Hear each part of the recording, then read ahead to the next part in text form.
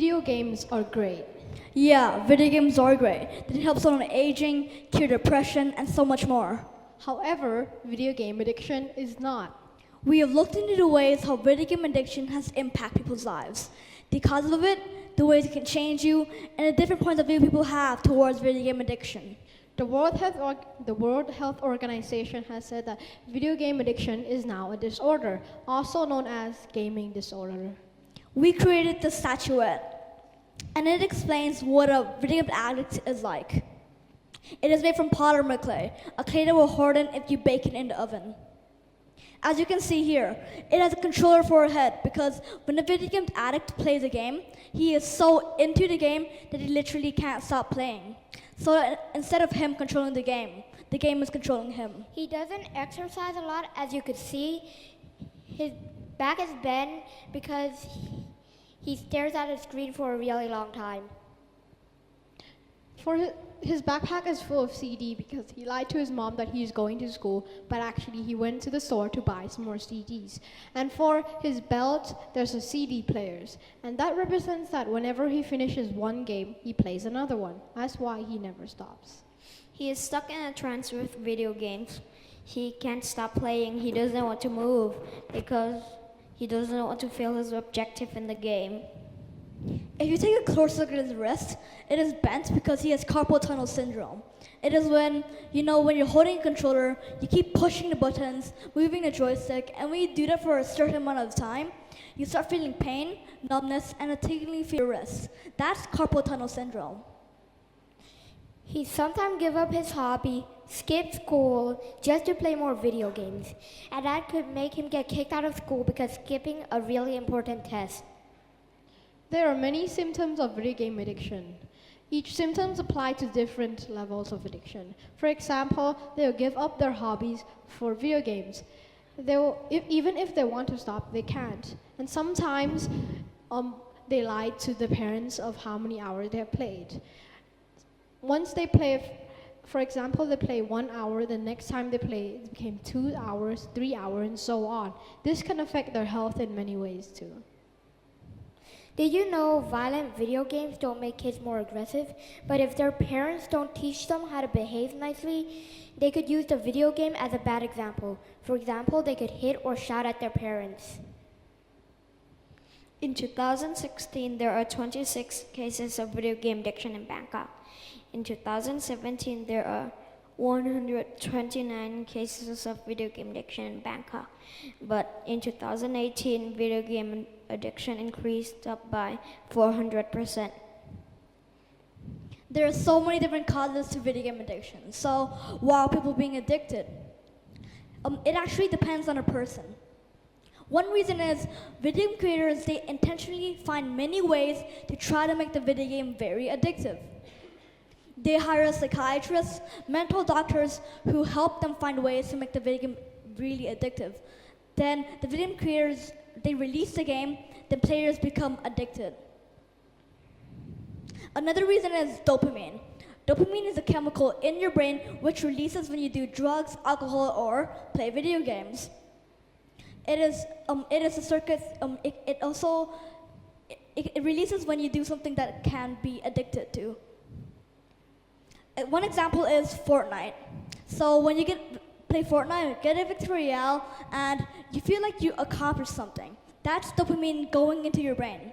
So imagine getting home, bullied from school, and you play Fortnite, get a victory royale, and you feel like you are worth something. It cures depression, but it can also make the player very addicted to the game. Same with the elimination symbol. And we're not saying that you should not play Fortnite. We're just saying that you should not play it too much. Oh God. Some people think that video game addiction is a problem, and some people think that video game addiction is not a problem. Shockingly, according to a survey, almost 25% of the whole PYP thinks about video games even while not playing them, as you can see here. Even more shockingly, almost 60% of the whole PYP knows someone who's addicted to video games. Now, we're going to explain the examples in China, how they stop video game addiction. 大家好，现在我们要用中文介绍一下在中国游戏成瘾的现象。大家都知道游戏成瘾是一个世界的问题，哪个国家都有，中国也不例外。北京的一个调查表明，8%的青少年有游戏成瘾的问题，他们每天要玩4到5个小时。那么，在中国对游戏成瘾的人怎么做的呢？在中国对游戏成瘾的人还开了学校来帮助他们，那个学校叫做戒网瘾学校。